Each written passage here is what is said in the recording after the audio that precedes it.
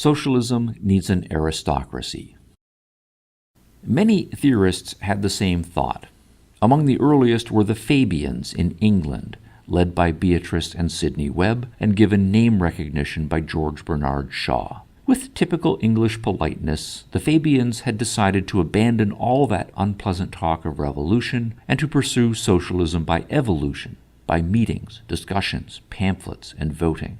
Yet the Fabians also decided early to abandon the strategy of waiting for the proletariat to change society from the bottom up.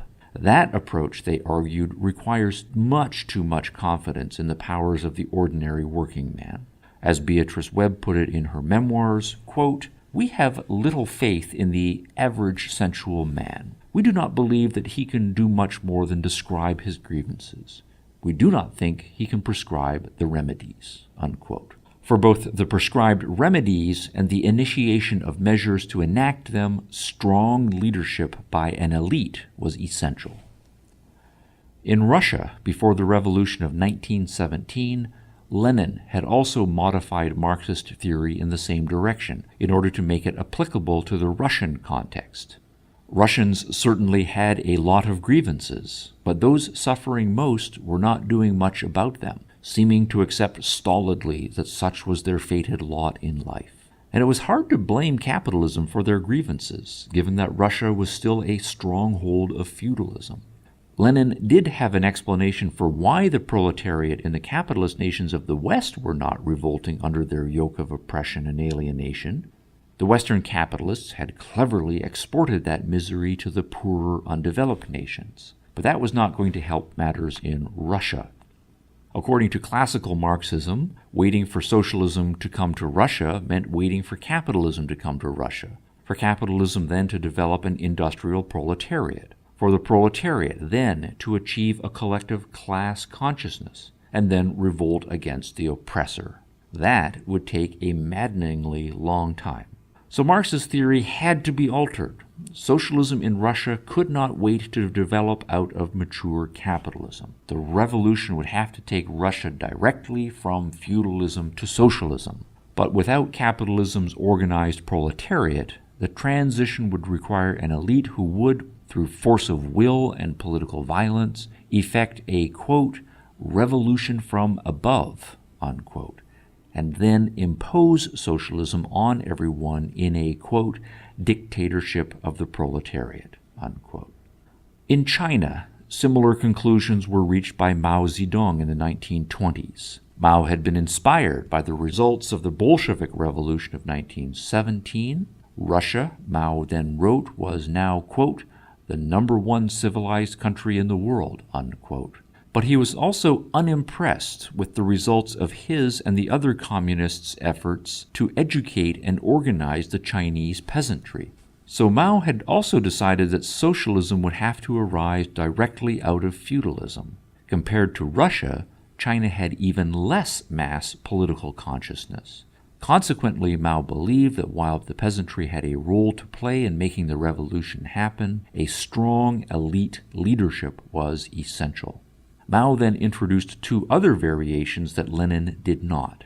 The classical Marxist vision of socialism included a developed industrial and technological economy, one that would come about and be maintained by the forces of dialectical logic.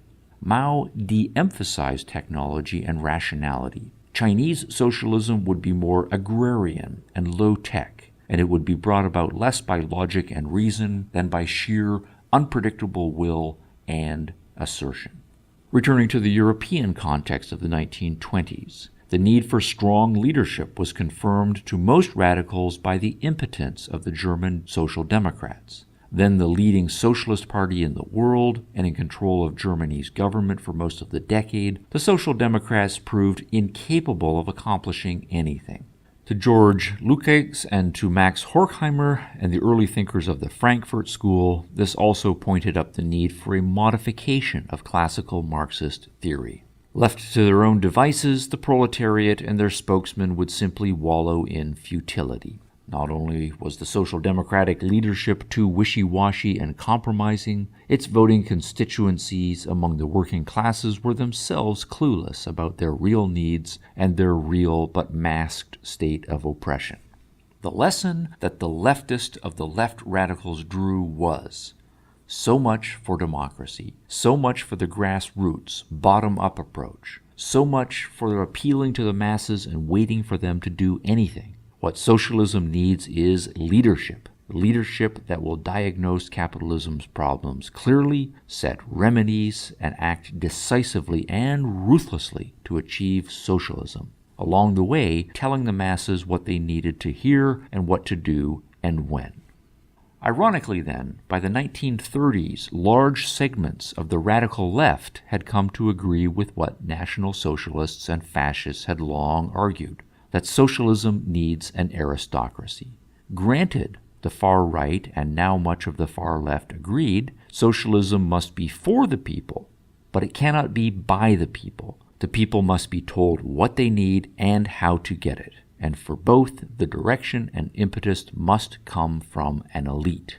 Thus, the Soviet Union came to be the great hope for socialism. With Joseph Stalin now running Russia on precisely that elitist model, the Soviet Union seemed the answer to most left socialists' prayers. The failed predictions of classical Marxist socialism could be set aside and forgotten, the appropriate theoretical and practical adjustments had been made, and the future looked bright for socialism.